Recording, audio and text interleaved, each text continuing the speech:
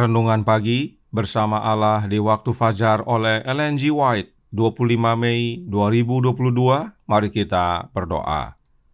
Bapa kami yang di sorga, Allah pencipta langit dan bumi, laut dan segala isinya, Allah yang maha besar, satu-satunya Allah yang benar, yang kami sembah selalu melalui anak-Mu yang tunggal, Yesus Kristus.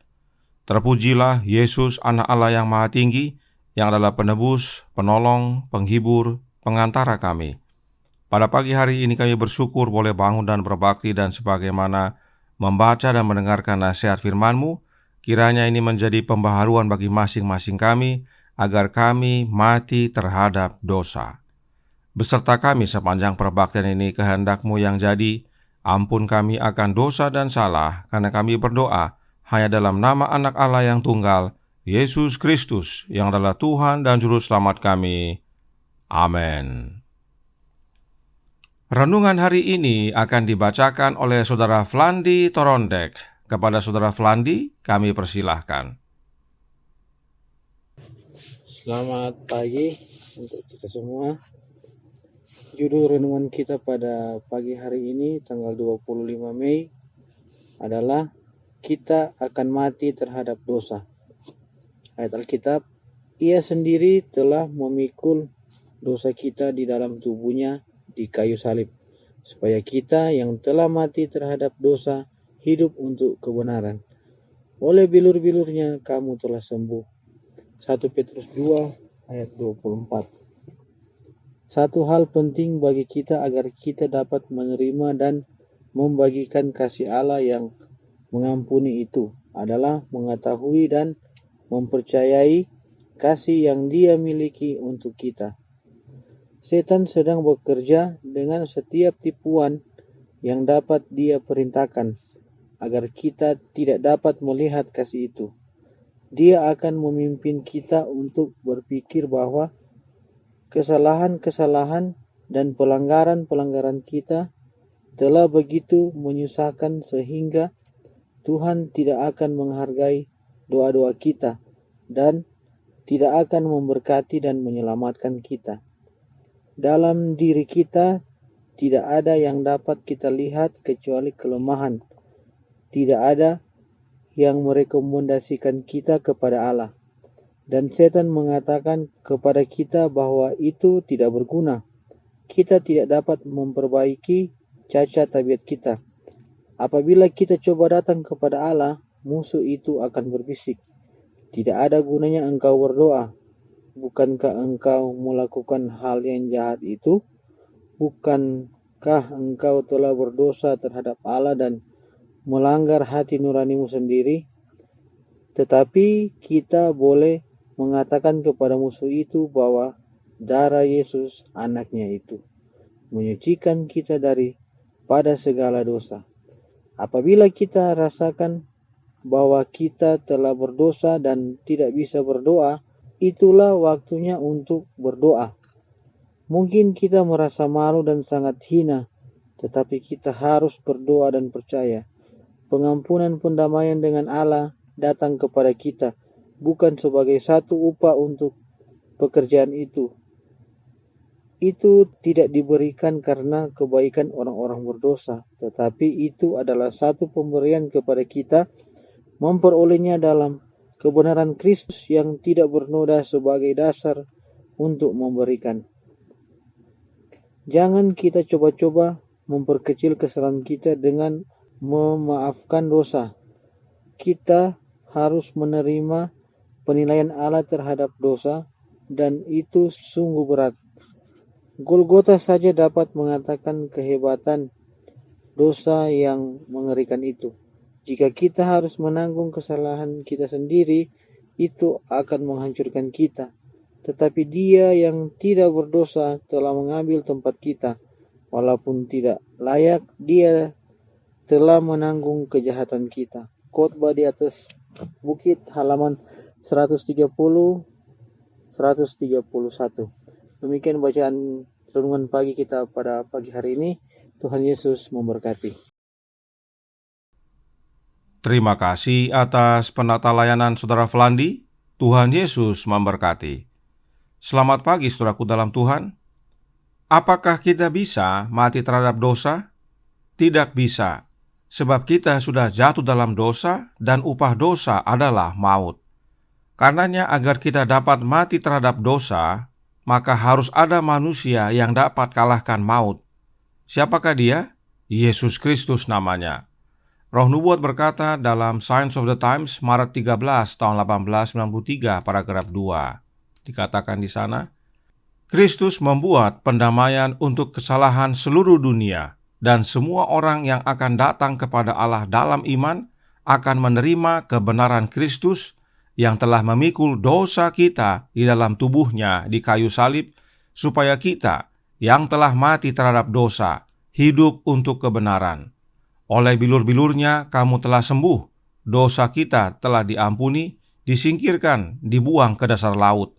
Melalui pertobatan dan iman kita dibebaskan dari dosa dan memandang kepada Tuhan kebenaran kita. Yesus menderita orang benar untuk orang yang tidak benar. Inilah makna kita mati terhadap dosa, yaitu oleh karena jasa Kristus. Yesus yang benar menderita bagi kita orang yang tidak benar. Dalam penjelasan lainnya, Roh Nubuat dengan jelas menyatakan, Signs of the Times, Februari 3 tahun 1898 paragraf 3 berkata, dosa setiap orang dihukum di dalam Kristus. Singkat, padat, dan jelas. Di dalam Kristus kita dapat mati terhadap dosa. Itu sebabnya Roh Nubuat menasihatkan dalam The Youth Instructor Juni 1 tahun 1893 paragraf 4 berbunyi, kita tidak boleh berbicara tentang luka dan memar kita, tetapi untuk membawanya kepada Dia yang adalah penyembuh yang perkasa dan berhasil dari semua kesedihan kita. Kita tidak bisa kalahkan dosa, dan karenanya tidak ada gunanya untuk membahasnya.